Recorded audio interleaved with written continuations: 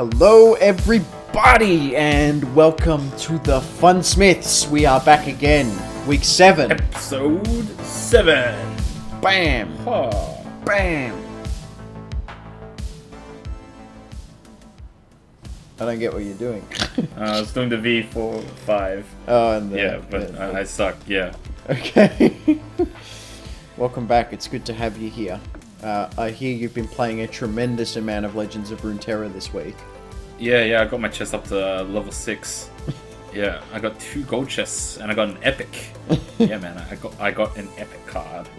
Dude, that's where the funnel of this game is. That's where they really brickwall you with the epics. Getting champions is easy enough. You just get a couple of champions, you're good. Epics though, that's hard. There's so many epics. It's crazy out there. Yeah. Yeah, man. At least this game goes a little bit easy on the epics. Yeah, set 1, most of the epics are all like all your 6 to 8 cost stuff. Yeah, they actually put a petition up on, not so much a petition, more so one of the creators of the game put up a post asking what epics would you like to see buffed. And there were a lot of responses to that post, and he was responding to the ones he liked and saying, this one's pretty good. I like your idea here. I like your idea there. So Alex Lee, Deadbolt Doris, I don't know the guy's name, but he put up the post, and some of the ideas that were up there was stuff like, what's that elusive chick that hits the Nexus, but she's ephemeral, and when she hits the Nexus, you create a copy of her in hand. Shadow Seer, I'm pretty sure. So he liked the idea of getting Shadow Seer. Oh shit, I got it right. Yeah. Silent Shadow Seer, yeah. He liked the idea of seeing that one get a buff. Ren Shadowblade was another name that came up. Jay Madara, who's that elusive guy. The Every guy time you target him, you draw a card. Oh, yeah. Aurora Borealis. Pretty much all the epics that aren't seeing play could all be buffed. I said Captain Firon. The 8-cost Noxus unit that turns your entire hand into decimates. It wouldn't. I don't know if it'd be overpowered if it also reduced all those decimates cost by 1 as well. Or 2. Oh, 2 might be a little bit high, because then you can decimate on that turn. I suppose so, yeah. Yeah, let's see, what else? There's a whole bunch of them that could be buffed. Is there any that you would like to see buffed? Any that I would like to see buffed? Yeah. That's an interesting question. I kind of like the throw your buff your own guy strategy. So I feel that what's his name? The Avarosan Hearthguard, he could probably get buffed to 4 cost. Maybe reduces stats a little bit, but then you can get him out a little bit earlier. Yeah. You can start claiming some of that value. Because it only buffs your guys in your deck. So it's like you still got to draw guys afterwards. Yeah. Man. Who deserves a buff? So basically you don't buff anything in Piltover. And you don't buff anything in Shadow Isles. Yeah. Yeah. In which case, there's a whole bunch of cards that are underplayed, you know? What about She Who Wanders? 10 cost 10/10, obliterate all followers 4 or less in play and in hand. You never see her. Yeah, you can buff her, but she seems like she's kind of a overpowered boss monster. She could probably have Overwhelm. She probably deserves Overwhelm. If you're that big, you probably deserve Overwhelm. Mina Swiftfoot, the one that recalls 3 enemies, you could probably drop that by 2 cost, and it's still probably fine. Or buff her stats. Nah, at 9 costs, buffing her stats doesn't really do anything. She's weaker than Yone. Yeah, but she's recalling pretty much she's recalling anything that's bigger than her. Her issue isn't her stats. Her issue is that you want to be able to use her effect earlier in the game. Because after you play her, your opponent gets one opportunity to play one big guy before you're swinging in with a whole bunch of shit. Okay. Yeah. Pretty much anything that doesn't get played is something you can list. Like Spectral Matron. When's the last time you saw Spectral Matron get play? Which one's Spectral Matron? Shadow Isles. Pick an ally in hand, summon an exact copy. It's ephemeral. 8. Yeah. You never see that.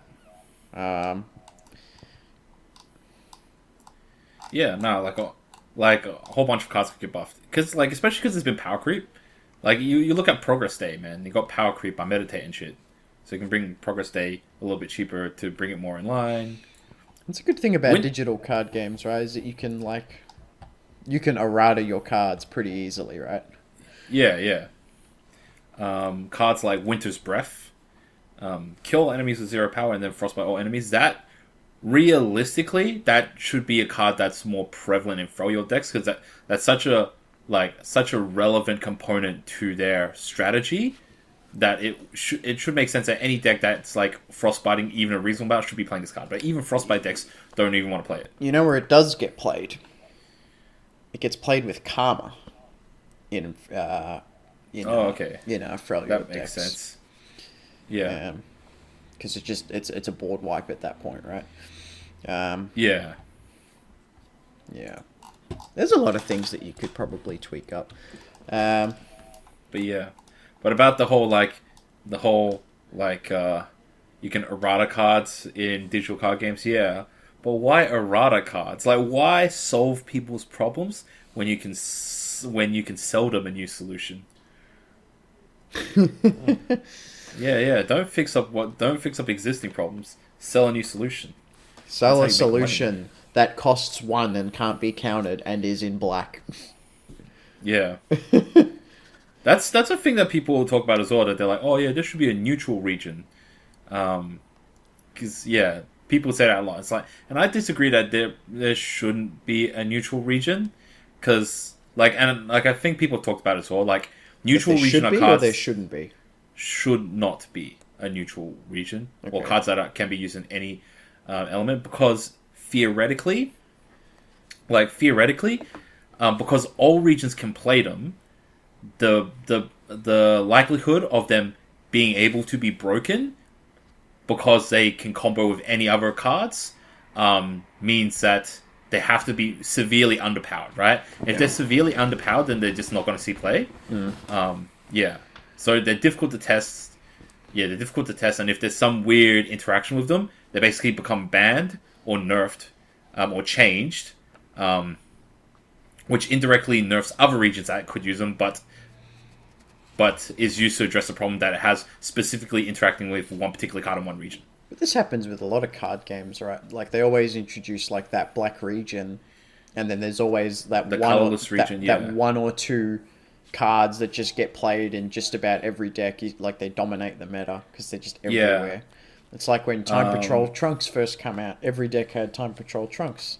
So you could and then cards later that you could splash in. And then later, Funai the Science Man.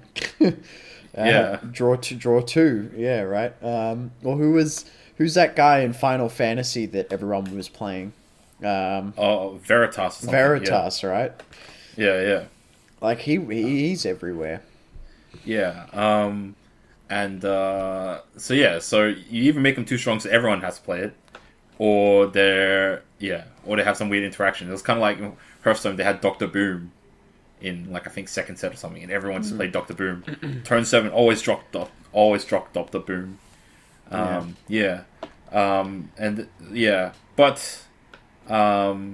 the thing is that eventually most card games, they will release neutral cards, which can be played with anything, and then much later down the track, they will usually release dual colored cards, or dual element cards, or dual region cards. So basically, you can only play them if you have both colors or both elements available in order to play it. Yeah. So that could be an interesting thing as well, like cross region cards. Having the only way you can play this particular card, it would be kind of like reverse allegiance. It would be like you would have to have both Demacia and Noxus on the field or something, right? And it would just be these interesting overlap cards where if you're building a deck that uses these two things, what seems to be the overlap between these two regions, and this card really sort of boosts that strategy up, right? And they're really fun and flavorful, you know? And they can be really strong, but they're also very limited to a specific archetype because they can only be used with that specific pairing. So I think that that's potentially something very, very interesting, but that's not even going to be on the table until much later down the track. But yeah, didn't they also put out a thing that said that they had a whole bunch of stuff in development?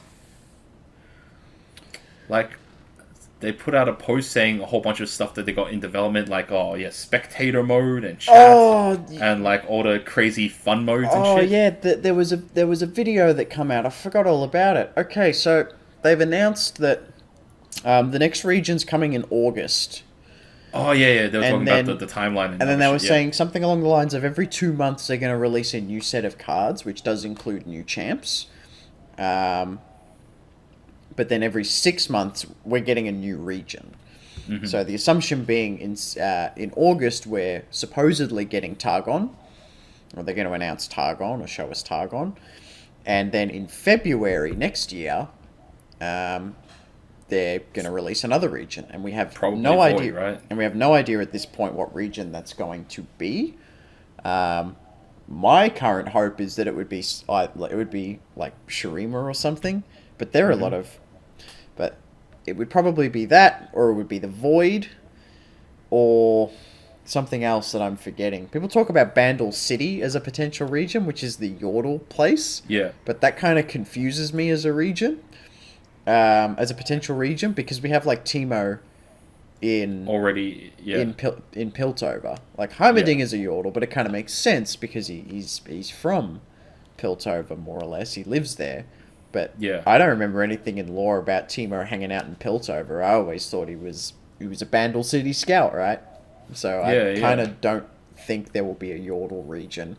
Unless Yordle region becomes like the neutral party or like the neutral region of the game, right? I don't think so. Like, wouldn't it make sense for all the Yordles to just be in their specific relevant camps?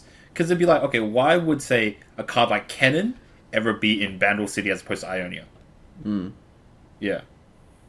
Like, they could give Yordles a Yordle tag, so you know how Garen has the elite tag? They could give, like, all the Yordles Yordle tags, so there could be some sort of synergy, you know, with, like, you know how Poros have a thing, so, like, it could be, all your Yordles get something, yeah. There's a couple of Yordles in the game already. They're mostly in Bilgewater, actually. Bilgewater have a heap of Yordles. Crackshot Corsair, Petty Officer is a Yordle. There's that little guy riding on the back of Riptide Rex is a Yordle. Yeah. And Yordle Grifter is a Yordle. There you go. Yordles are kind of like the gnomes in League of Legends, eh? Yeah, I suppose so, hey? Yeah. Alright. You're going to need to give me a sec. Okay. Alright. Yeah. So Yordles... Yeah, so it makes sense. So, like, if I had to take a guess, if they do Yordle stuff at some point, they'll probably just add a whole bunch of, whole bunch of typings to Yordle cards. Yeah. That's fair enough. So, man, I completely forgot all about this video, and I did do a reaction to it as well, and I talked about some of the stuff that was in there. So the next region's coming in August, and then we get another set in October, another set in December, and then a new region again in Feb. Let's see, August is the 8th month. So, yeah. Okay. There are also there are some changes coming. There are some changes coming very soon as well. Fucking phone. So they are updating Masters Rank LP. So allegedly right now someone said that apparently it's so hard to get to rank 1 Masters right now that you need to have something in the realm of like over 100% win rate, which sounds really absurd and impossible. but someone has to be rank 1, so I don't really understand what that guy meant when he said that. It's probably that. So because of how elos work, the how much LP you gain is dependent upon your relative LP scores. You know, so if you're playing someone better than you, they should be higher ranked, and so if you win, you get more LP. So basically, you get to a point where, let's say you're in the top 5, unless you're playing people that are same level as, like, similar rank as you, or people above you, it becomes an extremely slow grind to get above you. And here's the thing, right? So let's say if older people who are like position 5 and up, let's say they're all night players, and let's say you work like graveyard shift and you can only play during the day, you'll never get to play any of those players. So even if you're grinding all day, you can't get the LP to overtake them because you're not playing against those players. Yeah. So that could be a thing. So I guess maybe making it so that like it's less dependent upon who you play at the higher levels. Because to be honest, if you're in Masters, there's you're already in a very narrow band of player skill, right? So how high your LP is within Masters should not affect to the current degree how much LP you gain, because you're already playing. So basically, it's like 98% of your LP value is already there because you're in Masters, right? So basically, how much LP you should change should be affected by that last 2%, which is how the ranks of other people in Masters. Yeah. So I think realistically, that's the way it should be more like sort of changed towards. Yeah, you're already playing against like the couple thousand best people in your region or whatever. Yeah. So it stands to reason that LP and Masters should work different to every single other rank. Yeah, because you're already at the tippy top in the top percentile. Yeah. Apparently, in this game, you actually can't drop out of Masters as well once you make it. Yeah, that's what I heard. So like, yeah, just like how in other divisions you can't drop. Is it division or like so? Gold, is that a division? Gold is a rank. Oh, it's a rank. Gold 3 is a division. Okay, so you can't drop ranks as well. So as soon as you get into say platinum or something, even if you like lose the next 5 rounds, you won't drop back into gold. So it means that it's very cruisy at like Division 4 of any sort of new rank, because it's like, all right, cool, it doesn't even matter. Let's just get used to the players here. Yeah. And then when you get to about Division 2, that's when the pressure starts ramping up, because you're like, all right, just need that another streak to get close to 1. Yeah. So apparently we got some improvements to the deck builder coming. Mm-hmm. Yeah, I've got things to say about the deck builder. Really? Yeah. It literally wasn't until maybe about a week ago that I realized. So you know how you have all your cards listed on the left side? Yeah. So you can click the card's name and it will remove a copy of that card out of the deck. Yeah. So I didn't know for ages how you could increase it. But if you click the number, you click the number, but there's nothing that says, right? I didn't work that out until a couple of weeks. I didn't work that out till a week ago because I saw someone do it on stream. I saw him adding cards without scrolling to the card, and I'm like, what? How do you do that? How do you do that? Yeah. You click the number, yeah. That's not immediately obvious or immediately apparent. The thing that shits me off the most, though, is you can't choose the cover card for your deck. So it will usually give you the highest cost champion. Yeah. So like let's say if you're playing a fresh deck, right? You're always gonna want to chuck in like a Tryndamere or like another big boy, right? And that might not be the focus of your deck. Like for example, when I was playing Noxus aggro at one point, it was primarily a Draven thing, but you have 1 or 2 copies of Darius to push through, and always put a picture of Darius. Well, I want a picture of Draven or a picture of something else, you know, like even if you're building a deck around a spell or something like that, wouldn't you want the spell to be the cover of the deck? And then you can scroll through and go, my god, there's my whatever deck. There's my Aurora Borealis deck or some shit. That's true. And another one is like Karina control. It always shows Elise, even though Elise is such a small part of the deck, whereas it really should be like Karina or Ledros. Or even Atrocity or something, right? So that's the thing that bugs me the most, that you can't choose a cover card for the deck. Yeah. Everything else, not so much. I would like it if you could have like a visual display on screen of what's in your deck. Because I'm a more visual person, so I like having the stacks of cards sitting there as opposed to a list. Yeah. Yeah, so it's like some visual UI stuff. It's currently pretty workable, but yeah. How about so Mobalytics has this cute little inbuilt function where you can test your starting hand. Mm-hmm. So you can just like keep testing your mulligan to see like, what kind of what Yeah, kind of like- opening would you be interested in having something like that in your deck builder? I don't feel like I need it because like technically every combination is equally as likely. Yeah. Yeah, so every combination is equally likely, right? Here's the crazy thing, right? If you ran that Mobalytics tool 100 times to see what your starting hand would look like, statistically speaking, you'll never see those 100 hands ever again. Yeah, so it's like unless you like test it literally thousands of times, it's completely irrelevant. Yeah. You're looking at such a small sample size of how large the potential possible openings there could be. Yeah. So I don't even bother with a tool like that. Yeah. Although okay, so something that could be handy though. So I know that you can bring up a graph. I think it's called a histogram graph of how many cards you've got in each cost. Mm-hmm. Yeah. Now, something that would be handy is if instead of like say all the free cost cards, if you can subdivide it by color, like on the region. So, for example, if the bar has like I don't know 10 free cost cards, So like have you want like the four of top them half are- to be pink and the bottom half to be like orange or something. It's like blue for Froyord and then yellow for Demacia. That way you can know, all right, cool. Like how it's split up at each cost and stuff, right? So that might be handy. Yeah, or potentially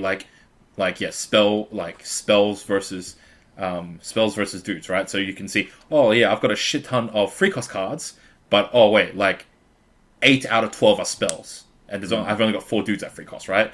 Something that divides it like that to give some more visual stuff like that is pretty good. It's just that right now the list is like kind of bad. Yeah, you don't get much data out of just having a list. Yeah. Yeah. Sure. Okay. But that's all kind of minor-ish stuff. That's only more relevant for the more technical people that really want that sort of data in it. Yeah. Most people aren't very good at interpreting data and statistics. I was quite surprised they mentioned improvements to deck builder. I initially thought the deck builder was pretty good or pretty standard, but like I haven't played a lot of computer card games. There's a lot of tools that can be used. Especially if you played stuff like Magic the Gathering Online and that sort of stuff. There's a lot of like statistical tools because all those Magic professors want to break down all the statistics. PhD in Magic, man. Yeah. The biggest Magic YouTuber is called The Professor. Yeah. Wow. Yeah, and he teaches English. Oh, how about that? Yeah. Literature. So they're bringing some in-game leaderboards to Runeterra. I'm surprised they don't have like profiles yet. I'm really surprised that I can't like right-click on your name in my friends list, check out your profile, like see your rank and your most played champions or some shit like that, and just find a little bit of statistics about you. To be honest, I think it's probably because like when you think about it, Legends of Runeterra is still in its very early stages. So if you compare right now what we have to Season 1 League of Legends, Season 1 League of Legends, like how everything looked is completely different to how it looks now, right? So yeah, like what people see right now is probably going to look massively different to what it might be in like say 3 years down the track.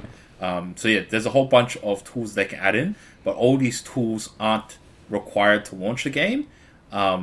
And yeah, it's just business that you build them in later on. There's no point investing 1,000 extra hours of time on this if people don't even like the fundamental game concept, right? It's like, what's the point of building all this social stuff and all this deck builder stuff if this game went the way of Artifact and died in the ass in like 3 weeks? Yeah.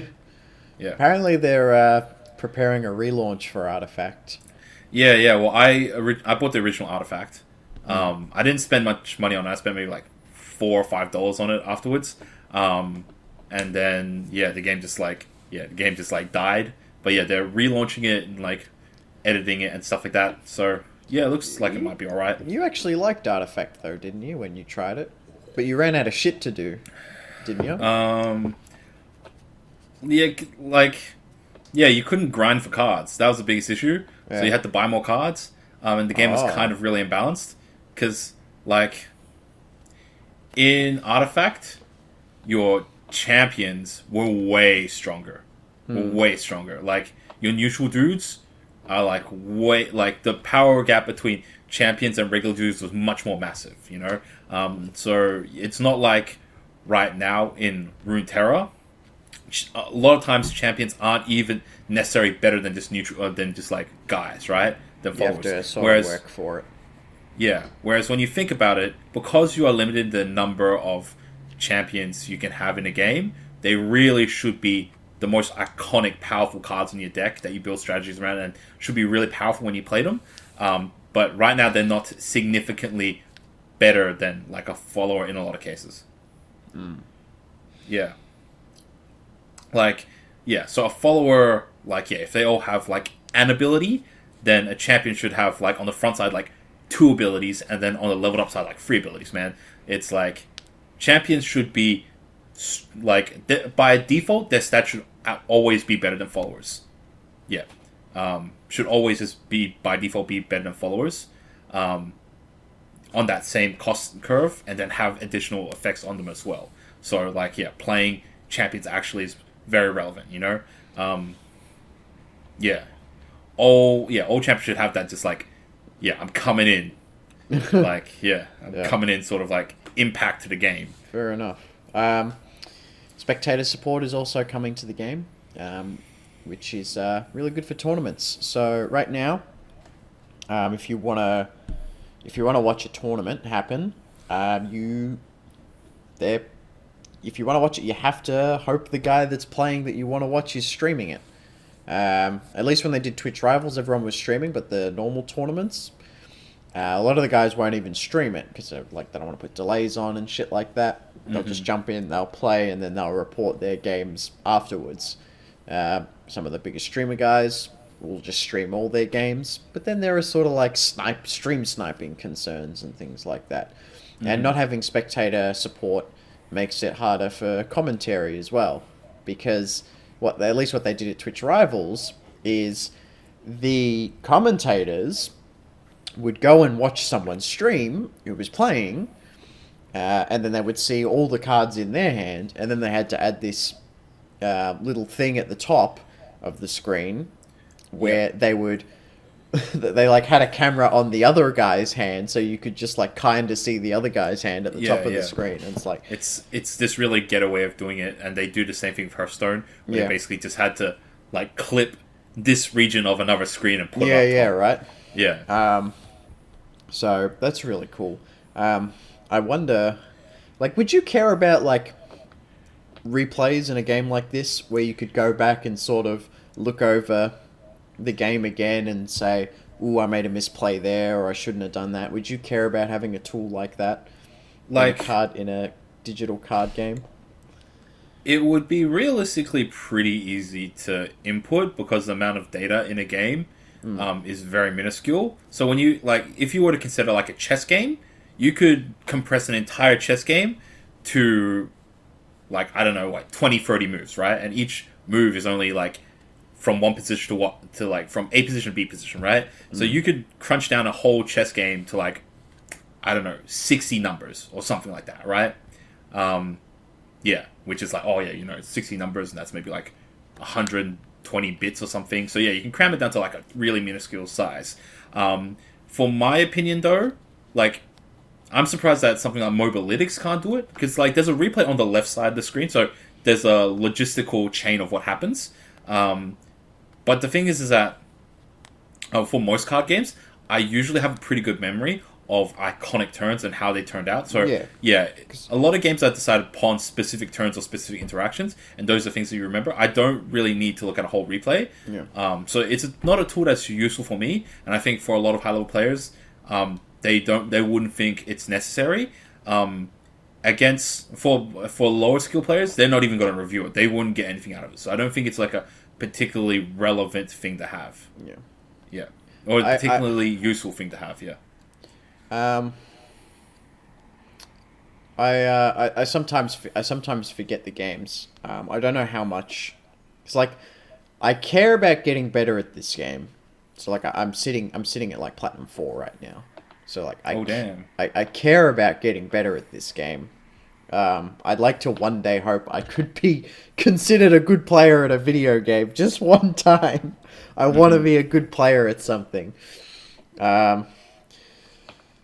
But, like, so League of Legends has a replay function right now. I don't mess with it. I don't go back. I don't review my games. But I realistically don't care about getting better at League anymore. So I don't know if, when I was really playing and trying to get better at League, if they had a replay function back then, would I have been using it? I don't know.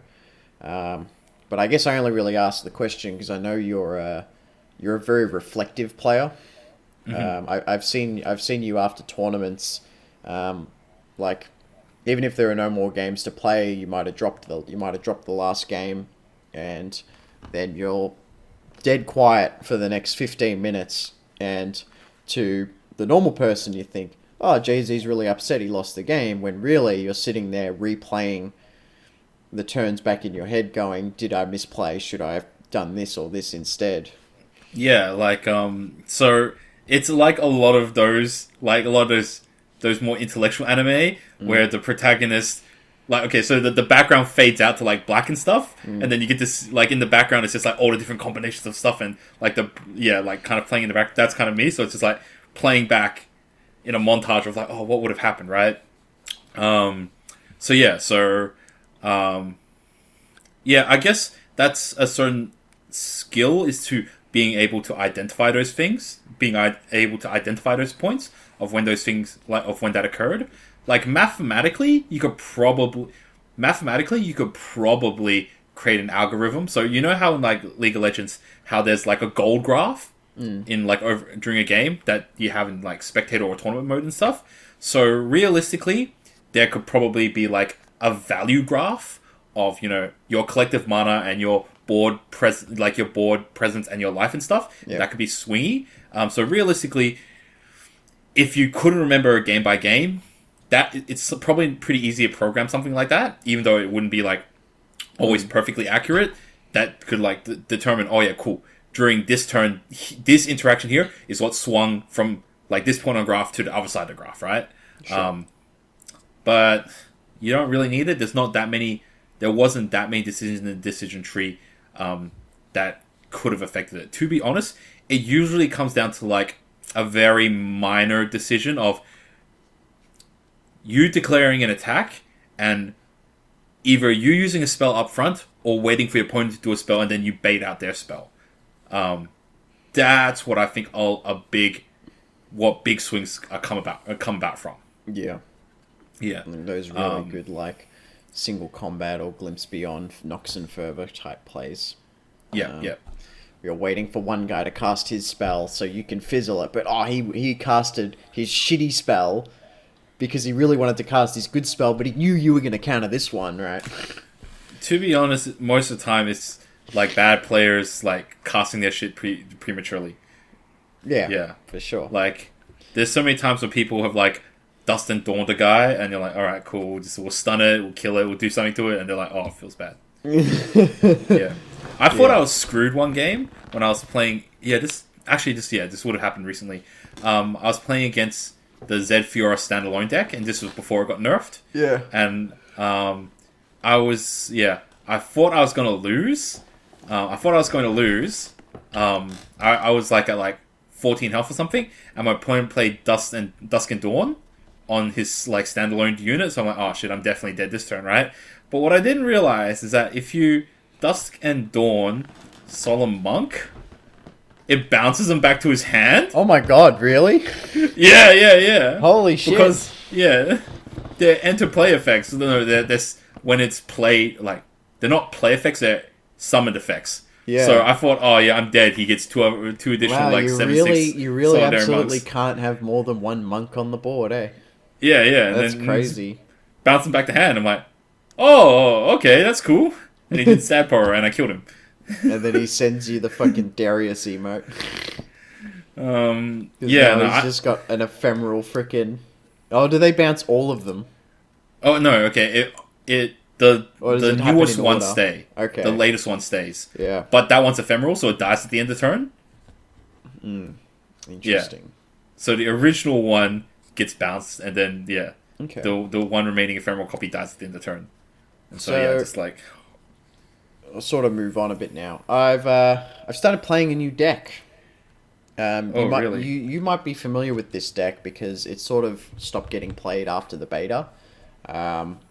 It fell off when sort of Karina came along. Is it Prankster?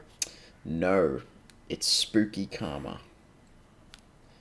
It's okay. It's Karma Thresh with like rekindlers and miscalls. Yep. So the idea being, once Karma's on the board, you'll never get rid of her, and like she just keeps coming back. And it's very easy to set up scenarios where you've got like 4 or 5 Karmas, and it happens all the time. And then you draw into a Karma while you've got one on the board, and it turns into a spell inside of Ages. So you play it, and you just get a whole shitload. Your hand fills up with spells, and your deck starts getting filled up with Karmas. Ah, okay. And okay, that's spicy. It is this was like Runeterra's original control deck, like this and like War Mother control. It's sort of like it comes in. It doesn't really have like a win condition. It's got Karma, and it just keeps stopping the opponent from doing things, and it ruinates you like 3 times. It is a really hard deck to play. It's got a really bad win rate.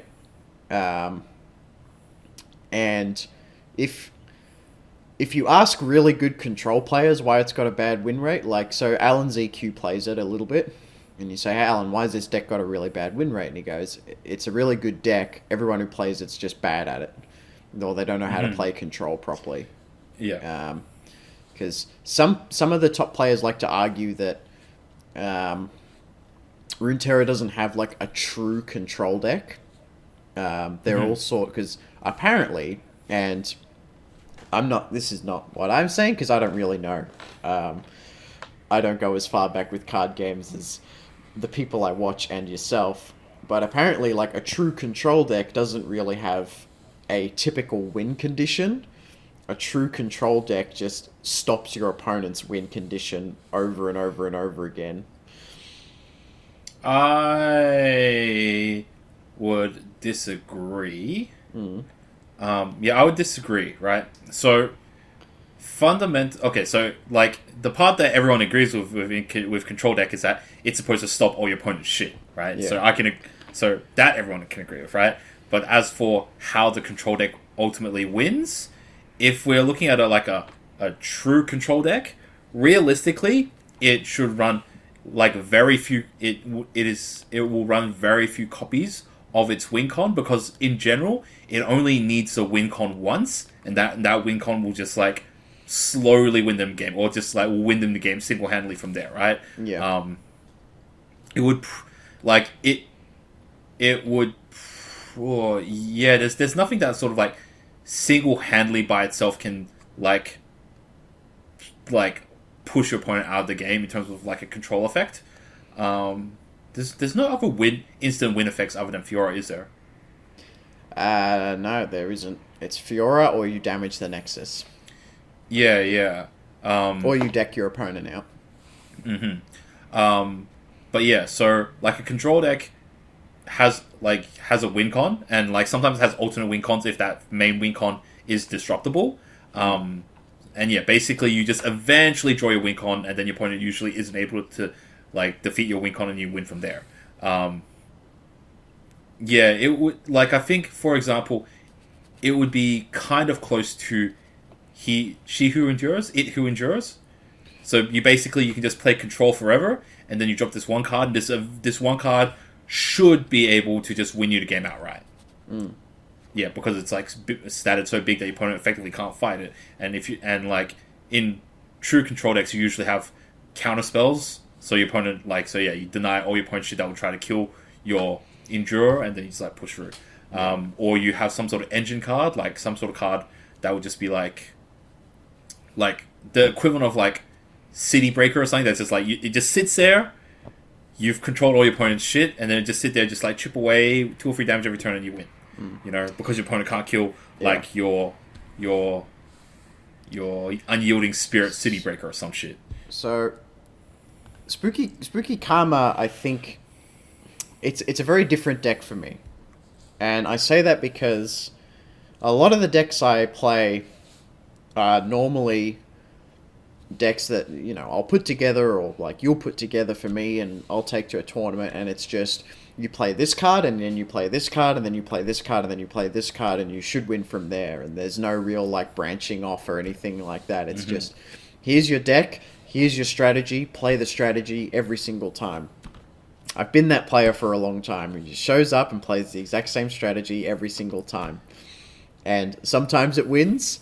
And normally when I was going to tournaments with like my Ape deck or my Ginyu deck or whatever, it's like, yeah, I'll take a few games off people when I first start coming, but then people work out what I'm playing, and then they start playing around my shit, but I'm not playing around them playing around my shit because I'm just doing the same thing every week.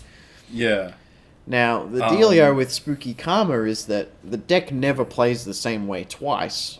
You'll get into similar scenarios a lot of the time, but I have to keep thinking about what I'm doing and where I have to move to, and, you know, is this a game where I really need to play Ruination, or is this a game where I'm going to put 6 Karmas on the board, or is 1 Karma enough, or do I need to level up Thresh for this game to work, or, you know, things like that. Should I be reviving Thresh, or should I be saving this? It's like, it's not a deck I'm really used to playing. So I kind of felt like it was a deck I needed to play for the sake of improvement.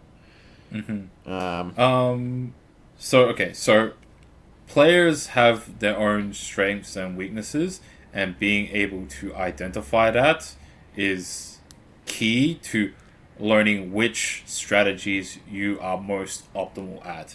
Now, this might be less relevant for Runeterra, where in their competitive format is Conquest, so you have to bring multiple regions. But for other card games, especially like actual TCG card games, where you only bring one deck to the tournament, if there are a few decks that are top tier in the meta, like it is, instead of determining that this is rank 1 S tier, you know, you might be better off playing the third best S tier deck because you are able to play that deck better, right? So being able to identify that is really important. So if control decks aren't necessarily your forte, then yes, like developing that skill and that insight is helpful for you as a player, but is not necessary in my opinion. It's good to have if you want to like develop your all-rounder skill, but if it's going to be an archetype that you don't like, or you're not great at understanding the mentality of, you're always not going to be able to play optimally. Yeah, it's just like in anime, how everyone's got that hexagon chart with all the different stats and stuff. And yeah, you know, it's like, oh yeah, my like I've got fire element jutsu, and like I can use lightning element, but it's really crappy, so I should just like double down on my fire element shit. I'm not certain where my deck strength. What your chakra nature is. I don't know what my chakra nature is yet, because you know, I really enjoy playing control though. I find control really fun. I really don't enjoy aggro. I don't like aggro because like I'm probably a mid-range guy, to be honest. I don't know. You're not a control player. you're okay. So in Magic the Gathering, they have these categorizations of I'm not player a Timmy, archetypes. bro. You're not. What was it? It's a Spike, Timmy, and Johnny. I forgot Johnny. I think you're a Johnny. I know I'm a Johnny. Yeah, you're a Johnny. Yeah. But you're a Johnny / Timmy. Johnny Timmy. Yeah. Maybe 2/3 Johnny, right? And so, you want to have you want to have really impressive plays, but just because you want to 600 IQ your opponent by outreading them, doesn't mean you necessarily have to play a control deck. To be honest, it seems to be much more relevant as a mid-range or a combo deck, some sort of deck that has tools to interact with your opponent. And when you use those tools to interact with your opponent in the most optimal ways, that's probably when you have your greatest satisfaction. And it's the sort of gameplay that I enjoy the most. Those I activate my trap card, deny type strategies. Yeah. And those are my plays that get put on Twitch. Yeah, like my Final Fantasy ones where I just threw a card at a guy. Well, you're a Johnny Spike, so. Yeah. When I play casuals, I can play Timmy as well. I like Timmying it up, man. I like Timmying it up. But when you're familiar with so many card games, your brain doesn't think of older Timmy strategies you can play. Yeah. But you get to see a whole bunch of fun Timmy strategies. Yeah. But to be honest, I really think you might be. I think you might enjoy Spooky Karma. yeah, probably.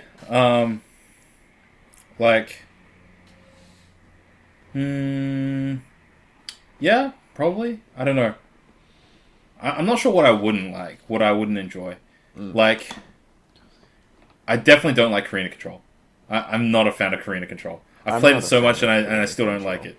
Yeah. I'm not a fan of Karina Control. I'm not a fan of Karma Ezreal. Yeah. Well, Karma Ezreal is more of a combo deck, but you get the point. I've never played an Ezreal deck before. Neither. Yeah, just because I never crafted the Ezreals. Yeah, like I could see myself liking Karma, but yeah, yeah. There's a whole bunch of champions I haven't even touched. Yeah. But yeah, so yeah, certain regions I played less, but in theory they all have interesting Johnny effects. Yeah. They're even decks that I can enjoy playing, but there are certain things I don't like about them. So, for example, with Bannerman,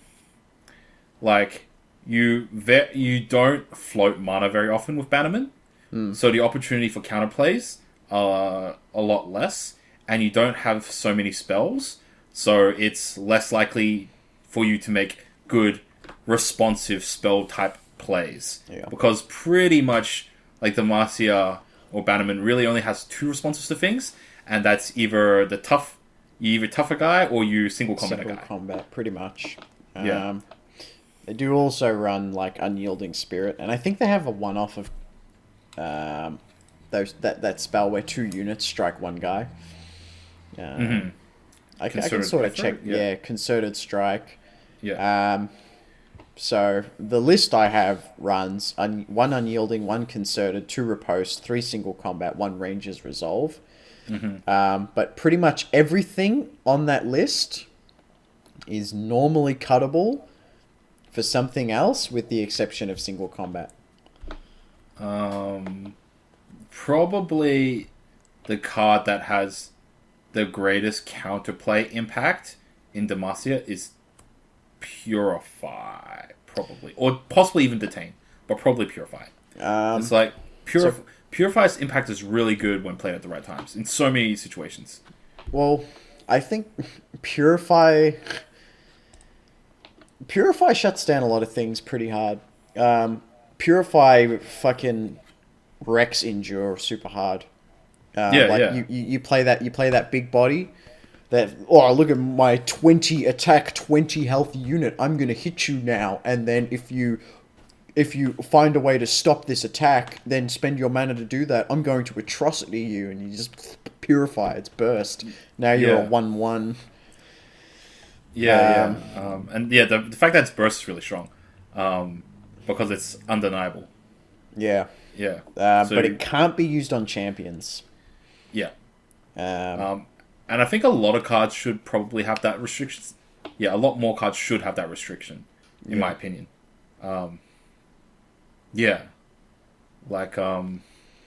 Because like champions don't seem to be as good as they should be in this game. Yeah, it should be a game where it's just like, my opponent played a champion, and realistically, it should cost me a lot of effort to get rid of that champion with spells, or I need some of my own champion that can fight it, or like have its impact in its own way as well. But yeah, I just feel that I feel that champions don't have as much impact as they should in this game, considering the rich lore of League of Legends. But then again, maybe I'm sort of comparing it too much to League of Legends, where League of Legends, all you do is just champion shit. Yeah.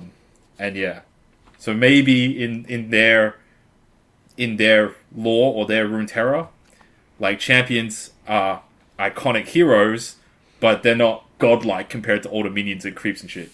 Yeah. Yeah. Cool. Would you like to talk about some of the decks in the meta? There's a few interesting ones in there. Before we get to that, maybe let's talk about the other stuff that Riot is working on in the new game modes, right? So, like, Riot released that new video, right? So they talked about making Gauntlet, Lab mode, and some other modes. So the Gauntlet mode I think it was like, it's not arena mode in Hearthstone, but basically it's a mode where they have some sort of weird deck building restriction, and you got to see how many wins you can get with it. Or is that Lab mode? No, that's Gauntlet. Gauntlet is more or less like Expeditions, but they give you some kind of restriction. So the first one they're talking about, like, we'll do a Gauntlet, but we'll just let you use your regular decks. But then the next one following that, we'll let you show up with a constructed deck. Excuse me. We'll let you show up with a constructed deck, but you can only have one copy of any card you want to put in there in the deck. Yeah. Well, then what was Lab then? I thought Lab was some weird shit. So, Labs is just like a mode where you can put together like real doofus stuff. So if you check the video, I believe they have like 3 or more region combinations. So they got, like, here in the video, right, they have Heimerdinger, they have Zed, they have Lucian, they have a Bilgewater card there that I can't tell what is, and they've got a Shadow Isle spell going off all at the same time. And there seems to be all from like the one player, right? So Gauntlet seems to be more how many wings you can get within a specific deck building restriction, and Lab seems to be like the Earth mode of just like, alright, here's just random shit. Here's like random stuff that happens. And then they change it up every time. So it's kind of like the rotating game modes they have in... Okay. Rotating game modes they have in League of Legends. So like, this week we're doing Ascension. This week we're doing Earth. This week we're doing All for One or Hexakill and things like that. Yeah, that's right. There were so many different game modes in League of Legends, eh? They need to bring back my boy Dominion. Nah, mate. What? Nah. 3v3. What's it called? Threes Shadow Isle. Yeah. Twisted Tree Line. Twisted Tree Line. Yeah, man. Hey, I miss it too. Alright, I miss all those modes. It was just a support thing, man. They never supported the modes. They never gave anyone reason to play them. It was like, of course, no one's gonna play when you fucking release a patch for it once every 2 years. Yeah, you can get the Carlson Spider.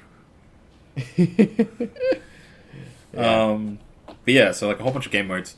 To be honest, I like those game modes because like there's certain game modes that are just like really fun, and those are the ones that they sort of like repeat every now and then. Because I remember like Hearthstone has this one game mode that's like this one sort of crazy game mode where it's like you choose 3 cards and your entire deck is those 3 cards. Oh my god. Yeah. Like multiple copies of those 3 cards. So yeah, people were like, oh yeah, like I don't know, just like the 3 copies of the same shit. Yeah. I don't know. Like there could probably be some like crazy ones. Probably some crazy ones. Like I don't know, if you went like Ezreal plus meditations or some shit, plus something else. Ezreal, meditation, and warning shot. Oh dear. Yeah. You could make the warning shot deck a reality. Yeah, or Heimerdinger and Flash of Brilliance. Yeah. Oh, Yeah. Jesus. Or some shit like Just that, like right? a one-off. You just like run like 3 on treats or something. And Yeah, then run yeah. and then run 3 Heimers, 3 on treats, and then everything else is just Flash of Brilliance. Yeah. It's just like stuff like that, right? Or yeah, I don't know, like old champions mode or some shit like that, right? Old champions mode. Like old champions mode, just a whole bunch of old cards are just champion Because cards. real talk, one of my wish lists for a League of Legends game mode is to get old versions of champions. Oh, okay. Nah. Logistically, that's too difficult to do in League of Legends, I'd assume, just because interaction and shit. Yeah, but I'd just love to see something. I'd just love to see some of those old kits back in the game for just one time. Oh yeah. Like when they before rework versions of stuff. Yeah. Yeah, like I don't know, like could we see like Beta Jax again, or release Xin Zhao, or pre-rework Scion and things like that? Oh yeah, that's right. Pre-beta, old school Jax. Yeah, right.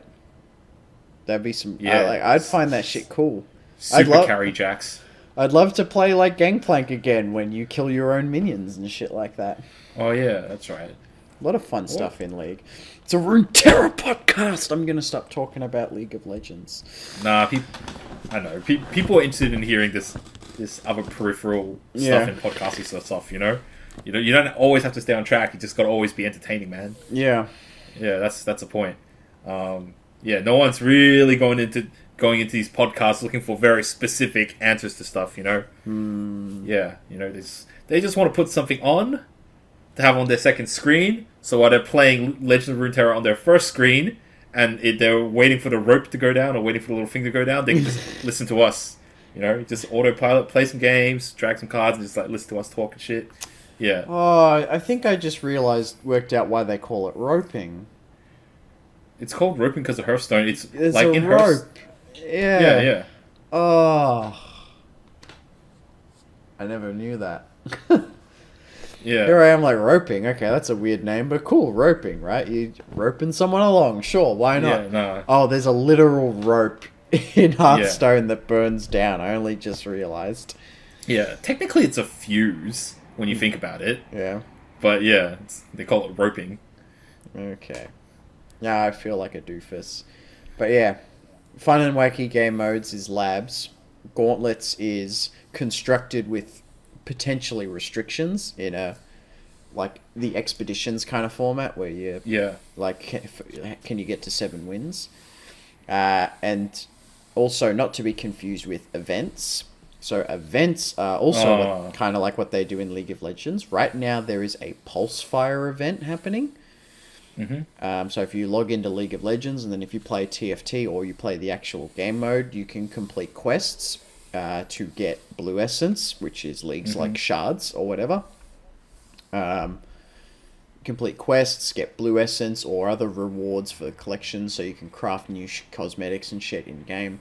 The assumption would be that they're doing a very similar thing with events, but obviously it would result in you getting more cards or more cosmetics for the game, right? So more emotes, like event-specific emotes, event-specific boards. So like they just released the arcade board, which I find very surprising because I would have thought they would do an arcade event where you get the arcade board.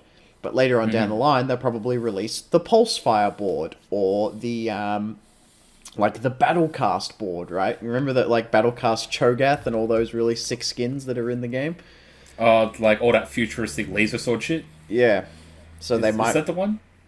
Yeah, something like that. Yeah. So they might release a board that's like that for a specific event related to that, you know? Nah, man, they're gonna charge for it. That you don't hand that shit out for free, man. Like the events. If I had to take a guess, what event stuff would be, I think event stuff would probably almost be like kind of season passy sort of shit. So you play some games in this mode, or you hit certain targets, and you get a very small trinket, like a little icon or something. But you get discounts when buying all of these particular things during this period of time or something. Yeah, they do that in League, and they normally get you to buy a pass. Mm-hmm. So you have the quests that you get every day, and you can do those quests to work towards the items you want. But it takes an incredible amount of games, and you don't have that many quests. Or you can buy the pass, which will give you a shitload of quests and a shitload of like whatever material you need for crafting. And then you can speed up the grind that way because you have more quests now. But it still takes a really long time. So then they give you the option of, well, or you can buy our loot crates, our event-specific loot crates, and they will unbox, and they have a chance to unbox either the thing you want or the materials you need to make the things you want. Yeah, I guess if you give players multiple options and how much money they want to spend, no one can complain. Yeah. Because instead of like, oh, you can't get it versus loot box, but now if you don't want to do loot box, you can grind for it. Like full grind, semi grind, or you can like do it this other way, or you can do it these other achievements. Yeah. Yeah. No controversies for doing that. Yeah. Like, and there's like very subtle things that people don't think about, right? Because you know how like during some of those promotional events for League of Legends, like when they give you, I don't know, they're not called mystery boxes or whatever, but like it comes with like a discount for like a skin or whatever. Yeah, so you open a little box to see what mystery skin can you get a discount on. The Your Shop, Yeah. What a coincidence! It always happens to be for shit that you like, for champions that you play a lot, right? Yeah. I always thought, oh man, I'm lucky. I keep getting all these ones from this fortune. And then, like later on down the track, when I became a little bit more cynical, I'm like, wait a second. This isn't random at all. They just use their system to try to prompt me to buy some shit. Come on, man. That shit was giving me skins for Taric and Alistar and all of these characters that I play that no one else plays. I'm like, yeah, there is no way this is not, like, set up specifically for me. To target you, yeah. You can get some pretty good discounts there. Hello, doggo. Yeah, like, definitely seems like there's a lot of scope for things that I can do for Runeterra. I still actually, it's still not clear what the numbers for Runeterra are looking like, in terms of player retention and that sort of stuff. So, yeah, that still talks about the longevity of this game and how early on it is. Yeah. The thing is that, like, card games have a lot more of a niche than other genres do. They're way more niche than, like, a first-person shooter, right? So it's always going to be a smaller player base, but like how unniched it can get is going to be the question. I wonder if the digital card game space is bigger than like the FIFA or the Madden space. Like during the period where Hearthstone was really high, how does that compare to all the people playing FIFA or Madden, right? I just want to know kind of like the sizes of those potential player bases, right? But otherwise, just like, Legends of Runeterra seems to have like a lot of polish to it, a lot of good-looking polish to it. Yeah. But man, the community are crybabies. It is always, how do you beat this card? How do you beat this card? It's like, that's why Control Decks can't exist in Legends of Runeterra. Because people always be like, how do you beat this deck? How do you beat this deck? Well, it's like, you don't let them get to a point where they control you. Yeah. Yeah. You gotta always, how Legends of Runeterra is designed, it's just like, when you win, when you win, it's never because you're just so in control of the game. It's just because you've like out-resourced them or you've like beaten them. You've never locked your opponent out of the game. Whereas in a whole bunch of other card games where there is more hard control and you can hard lock your opponent out of the game, that doesn't exist in Runeterra because people would cry about that so much. Oh no! It's like we now got the earliest glimpse of what a hard control could look like, and that's Unyielding Spirit. And people lose their shit over that. Just one card with potential like good, like strong control effects, and people just lose their shit. That's why control cannot exist in this game because people will cry about it. You know, just like how like League of Legends has a much more different design philosophy than Dota. In Dota, you can hard carry, super hard carry, like 4v1 hard carry shit. Well, yeah. In Dota, you can get 15 levels ahead of your opponent, which is unheard of in League of Legends. Because it's really difficult to hit level cap in Dota than it is compared to League of Legends. League of Legends, like level cap is 18, whereas Dota, it's like all your skills are maxed out at something like 18, but then there's like another 6 levels on top of that, where you're just getting like raw stat increase and shit. So League of Legends and the whole Riot Games is a very different design philosophy to everything else. Like Riot Games is very much the Apple to Steam's Google. Yeah, gotta make everything nice and polished. Don't need new ideas, just copy other people's ideas and polish it up for the masses. Never thought about it that way. Yeah, man. I still don't like Dota. To be honest, I like the Dota game more, but I dislike the art style of Dota. I find it very difficult to like see what the fuck's happening on Dota. I always struggle to see what the hell's happening in League of Legends, but that was a big thing Riot used to talk about way back in the day. I don't really hear this peep out of them much anymore, but they used to talk about back in the day clarity all the time. Everything needs to be clear. Everything needs to make sense. Everything needs to be visible.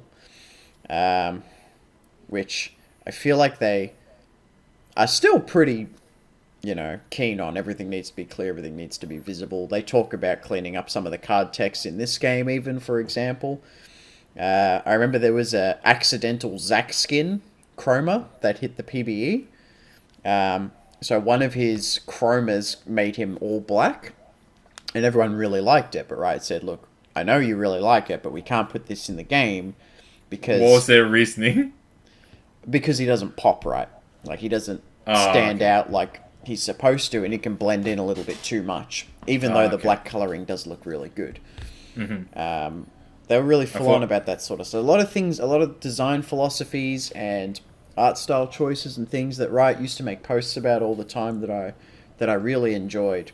And then they started getting really quiet. But now they've perked up again. It's like the passion's back at Riot all of a sudden. Yeah, it's kind of like a new renaissance for Riot Games shit. But yeah, like I like how in League of Legends, like certain spells like the Gangplank Ultimate, there's a ring to like clearly see the range of this, like the size of the spell. Whereas imagine if that ring didn't exist and you just saw explosions. It's very like I find it visually very difficult to determine. Oh wait, where's the center of the circle and like how do I move out of it and shit? Yeah. All you saw were just the cannonballs flying down and shit. I'm gonna get rid of the dog. All right. Fake break. Yeah. I remember the first time I played Dota, and I suspect it's a lot harder to go from League to Dota than it is Dota to League, although I could be wrong, mainly because... It's way easier to go from Dota to League. Okay, yeah. Like, because it's a lot more difficult. It's a lot more difficult to... Oh my god, fucking Discord shut the bed. Give me a sec. Fair enough. Task Manager, it's just like... It came in and it's just like... Alright, okay, you mean business. Alright, Discord's back up. Yeah. you called the boss in because your employee wasn't doing jack shit, and like the boss is right. It's like, okay, yeah, man. Alright, back to work. Alright. Oh, shit. Yeah. Anyway. Cool. So, way easier to go from Dota to League of Legends. Yeah. Because in Dota, it's way more difficult to last hit shit, and last hitting is way more important than Dota. because your passive gold is so low and the gold per medium kill is so high. And you lose gold when you die. Yeah. So like, basically, it's like the equivalent of like going from Dark Souls to Devil May Cry or something. You know, they're both action games, very similar genre, but Dark Souls is way more like fuck you. Here's like hard life. Yeah. And then versus a game that's it's way less punishing, but it still uses the same skills at a like lower. I lost skill my count. mind when I first played Dota because I went into a match and this guy cast what looked exactly like a brand ult on me, and I was like, oh cool, it's a brand ult, that's fine, I'll run away in this direction. And I went really far in that direction, and this thing kept bouncing between me and a guy who was really far in the other direction. I'm like, holy shit, is this thing gonna keep going? And it bounces like 6 or 7 times, and I'm like, Brands bounces like 3 or 4. Like that was the thing. And Brands, like, I think when it hits the same target again, it does less damage. Something like that. But yeah, so you would have played against Lich, and Lich is one of the few champions where he's better in a 2v1 than in a 1v1. Yeah. So those things are a lot more defined, and his ultimate, when it bounces, it doesn't have damage reduction. So yeah, getting 2v1, he just kill you both. So League of Legends and Riot Games is a very sort of we'll just give people good player experience. That's why hard control will never exist in Runeterra, and if it did, it would get nerfed real hard because people would cry about it. People don't realize that it's like, oh, how do I deal with this shit? It's not like every card can just be removed by playing one spell, right? Sometimes you have to realize that you have to outfight them. You gotta swarm them. Usually it's just you gotta swarm them or you gotta rush them, right? And you just gotta realize that that's a matchup. This is the inevitability of the matchup. Yeah. So you gotta make sure they don't get that matchup or make it difficult for them to reach that point, right? Yeah, it's like, oh yeah, you can get Unyielding Spirit Fury by like turn 5, but like they've spent everything from pretty much the start of the game to turn 5 to getting one invincible free. What have you done in your first like 15 points of mana? Yeah, and what sort of like advantage have you gained over that, right? And if that hasn't gained you enough of a field advantage, then I'm sorry, then you lose.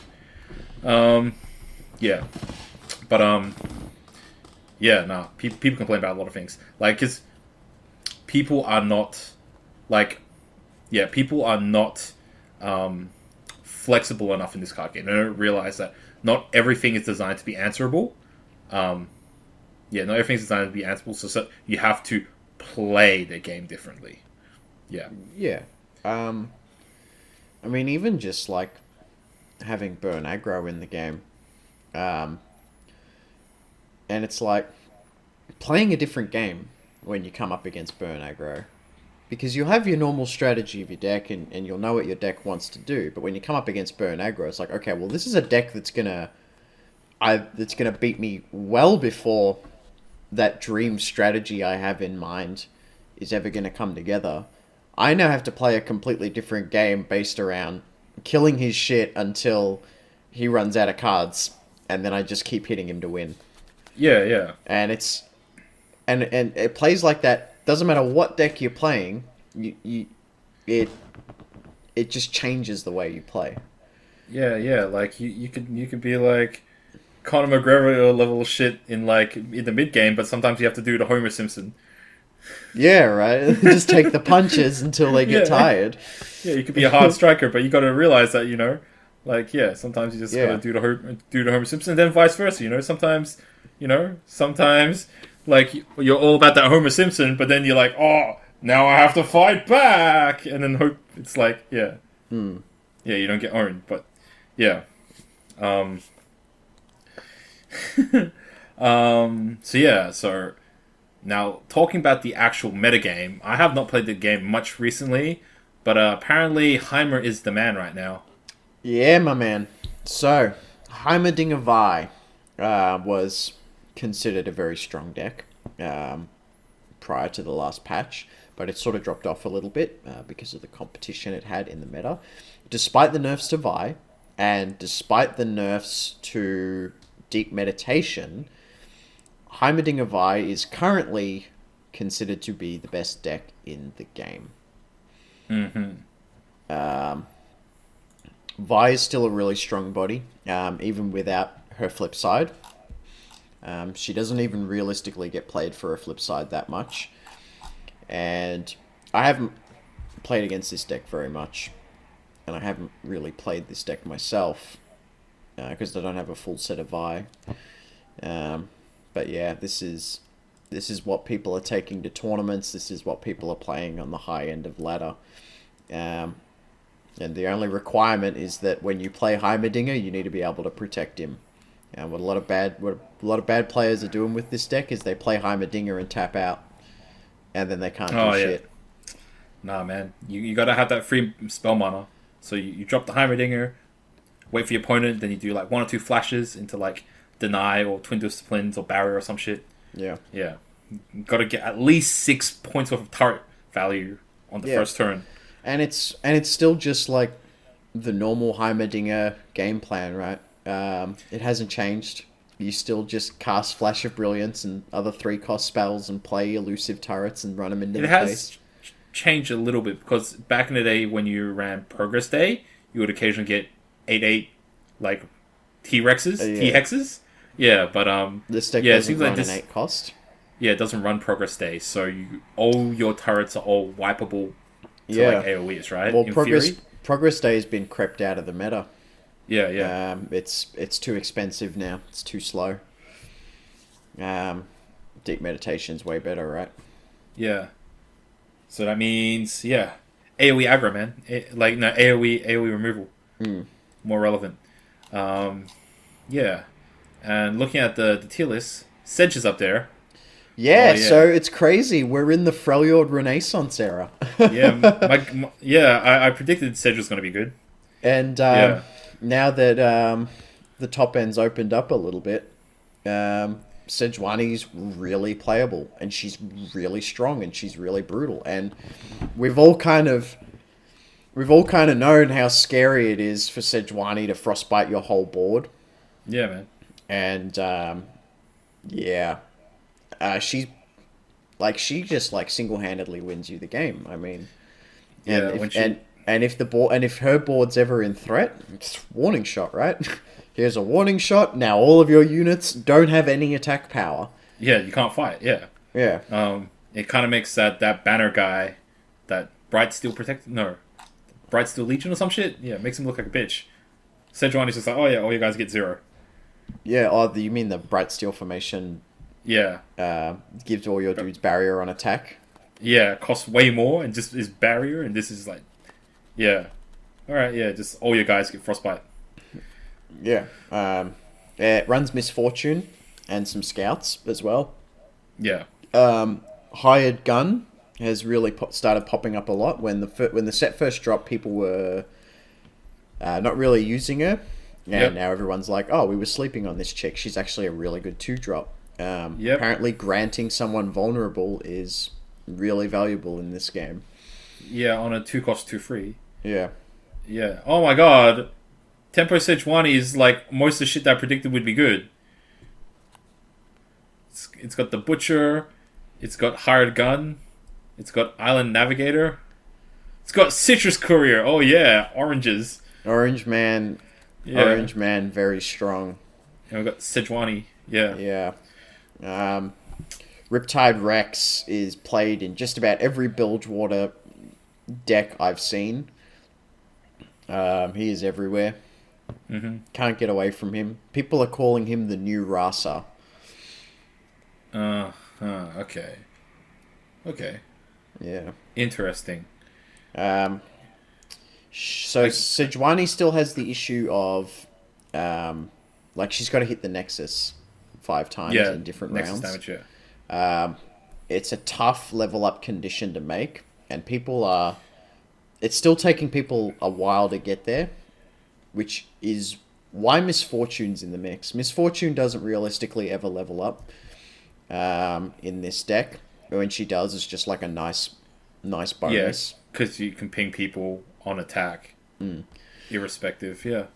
So she's kind of just there to guarantee every turn you attack, you're going to be hitting the Nexus while she's on the board.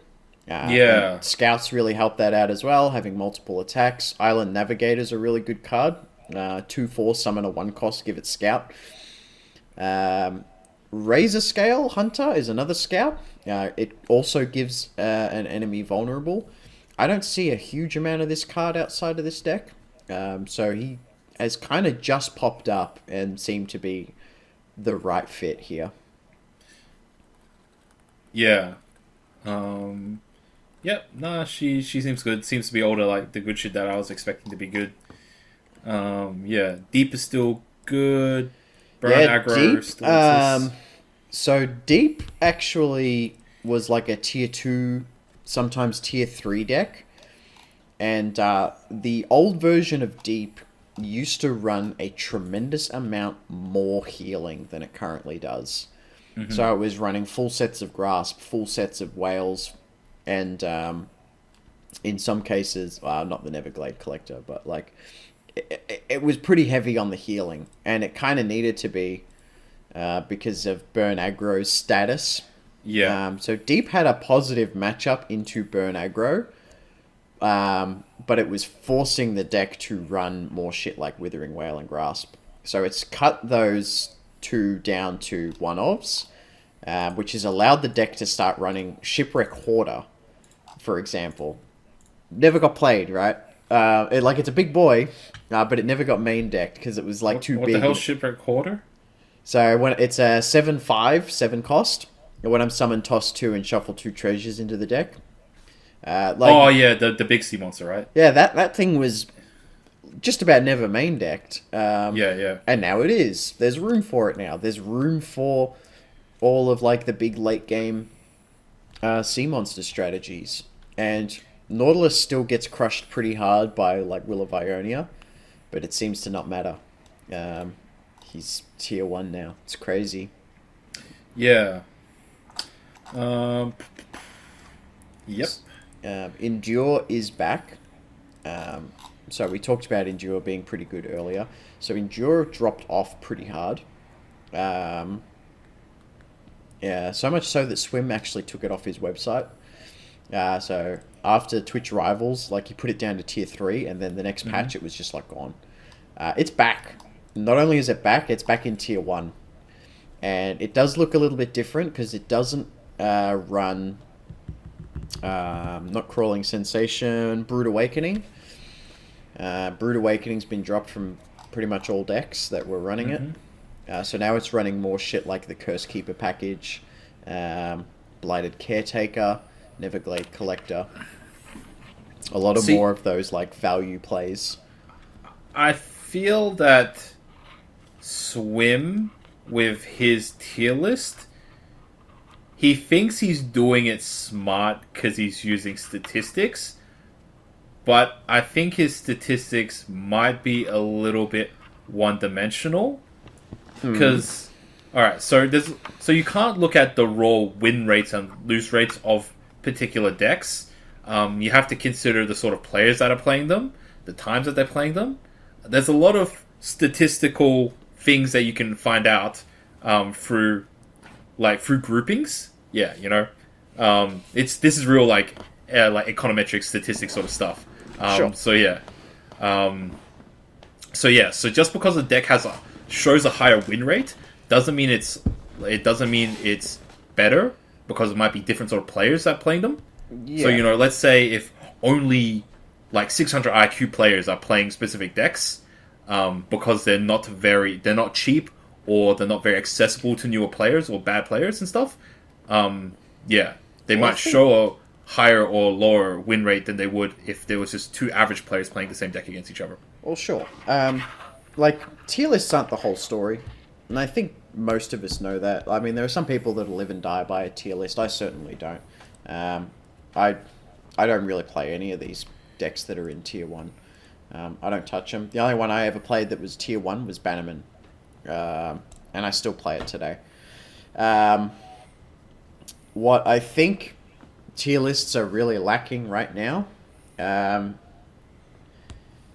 is tournament results.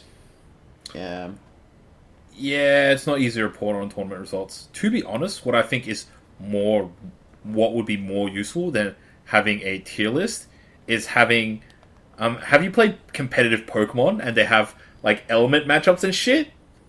No. Like, okay, so you know in Pokemon, like Yeah. all the elements have like type up advantages and disadvantages. Like so, Yeah, like yeah, yeah. fire deals 2 times damage to grass so and so on, I right? get So that, yeah. there's that big table. I never So played competitive. Yeah. yeah, oh, well, okay, I guess not really even competitive, but there's like a very easy graphic that shows the table, and if it's like red or green or white, it should show if it's two times or 4 times or whatever, or like half or neutral. Yeah, something that would be more useful is making one of those, but with the main decks, Yeah. like with the main like high tier decks, and having a table that shows, oh yeah, you know, whether it seems to be a favorable or unfavorable matchup, and using something like that. That using shit's the, pretty. That shit's pretty good. yeah, using a mobilytics statistic sort of thing, that probably would be very handy. You know, if people are complaining, oh yeah, I always lose to Heimervie, right? Instead of being like, oh yeah, so what can I do about Heimervie? You just look up the table. All right, what deck seems to have the best matchup against Heimervie? And if like all of Plat is just Heimervie, it's like, oh yeah, like Bannerman or something is good against it. So it's like, oh yeah, you know, this seems to have the best matchup. Play Bannerman, you know. Yeah. And then each rank/division becomes very rock paper scissory. You know, oh yeah, I keep hitting Bannerman, so I just like play this thing. And then the more people who switch over to that thing, which means that will be the main deck. And it's, oh yeah, you know, then you play the rock to that scissors, which causes balance. Yeah. But people don't know, what's the rock to the paper to the scissors. But if you look at a tier list, you might just look at Heimervie and go, oh, it's the absolute best deck in the meta. It beats everything. Yeah, Or you might look at Tempo Sejuani and go, wow, this is the best deck, but Heimervie is better, so I have to play Heimervie. Yeah, the B-diff. It's, Best deck in format. It's the sort of information that you don't really get just looking at a tier list. They sort of talk about that a lot in fighting games. Positive matchups, negative matchups, things like that. Yeah, because that's far more important Yeah. in a fighting game, because that's literally the only thing. Doesn't matter so much in traditional League of Legends, because they normally just play for like a team comp or a team strategy. They don't look so much at, oh, I need to play this guy to counter my lane opponent. Doesn't happen as often. Yeah, because like I think in League of Legends, again, they design it so no champions are super heavily countered. Like, yes, there are matchups that are like maybe 30-70 one way, but in Dota, there are certain like mid lane matchups that are just like unwinnable. They're like 20-80 matchups where you're like, all right, just inherently because you are you and I am me, you're now my bitch in lane. Yeah. Yeah. Doesn't Like- happen that often in League. Yeah. There's a whole like rock paper scissors metagame in Dota.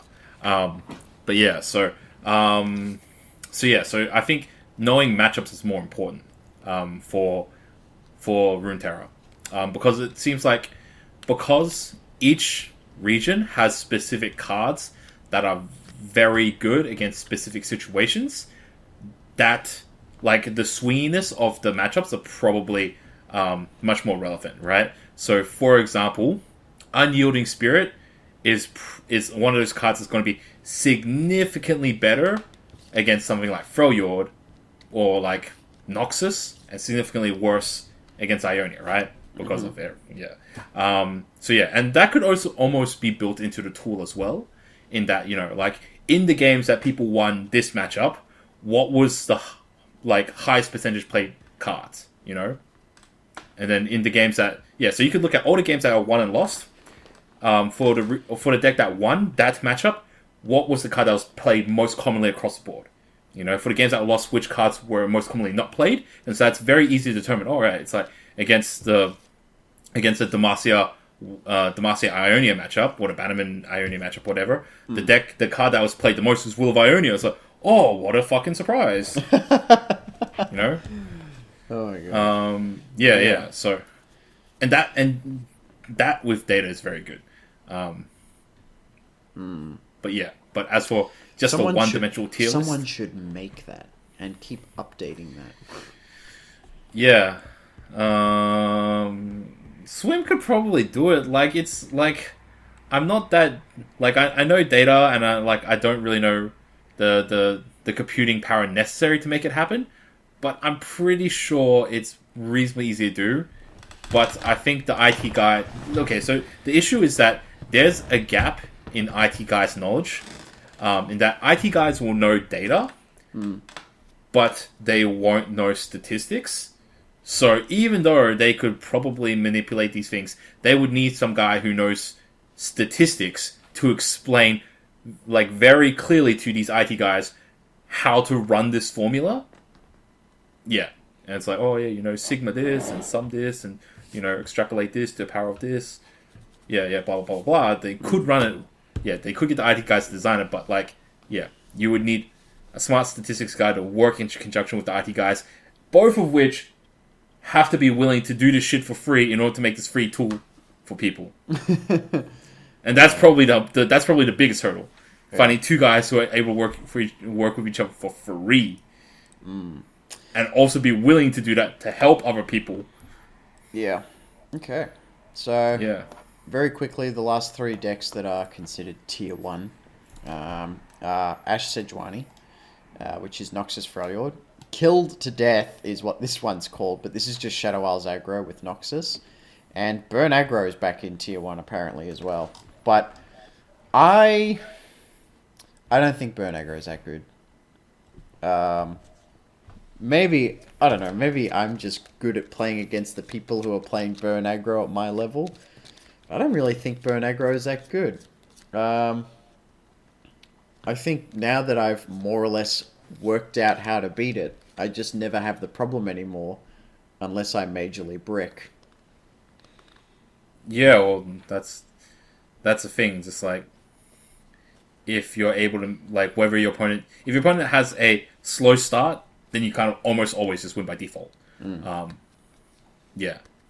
It's one of those non-game sort of decks. If your opponent just doesn't have a decent draw, then you just win by default. Yeah. That's the strength of it. Yeah. Isn't that just an aggro strength in general?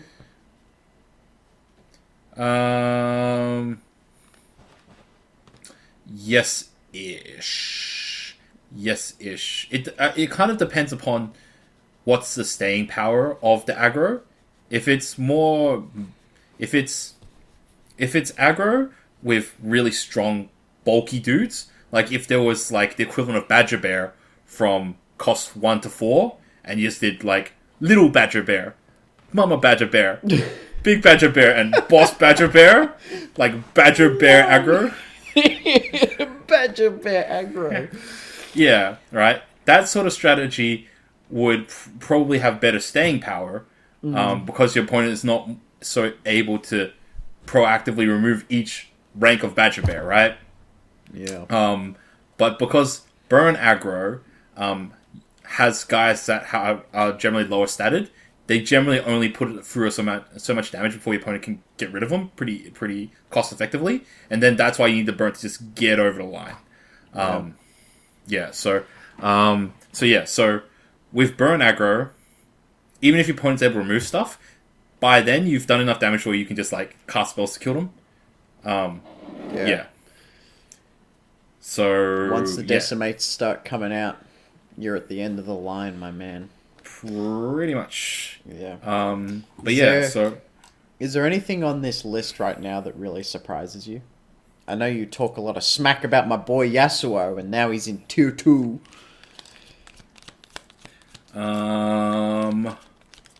Most of this seems to be reasonably spot on, and I can see the reasons why. I am surprised that Lux Karma is really low. I thought Lux Karma was performing a lot better than it actually was. Yeah, I was under the impression a lot of people were getting wrecked by Lux Karma. So, picked up quite a few nerfs. So obviously, like the Karma 1-mana nerf, say what you will.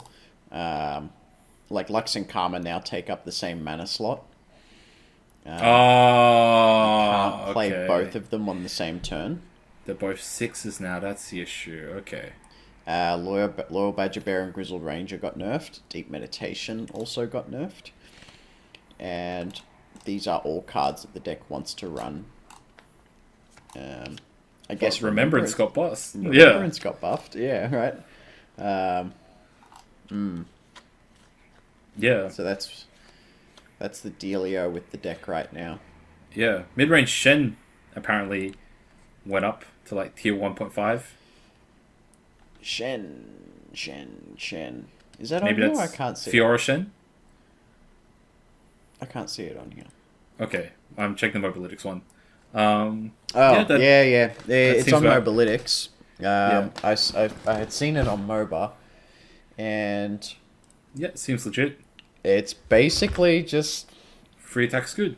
Shen shit with... yeah.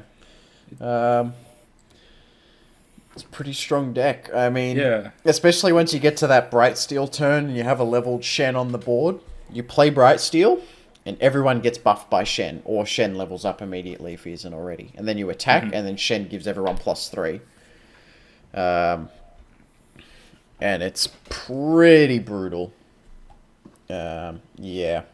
Or you can go for like the Fiora win con where you just keep sending Shen and Fiora in together and removing guys.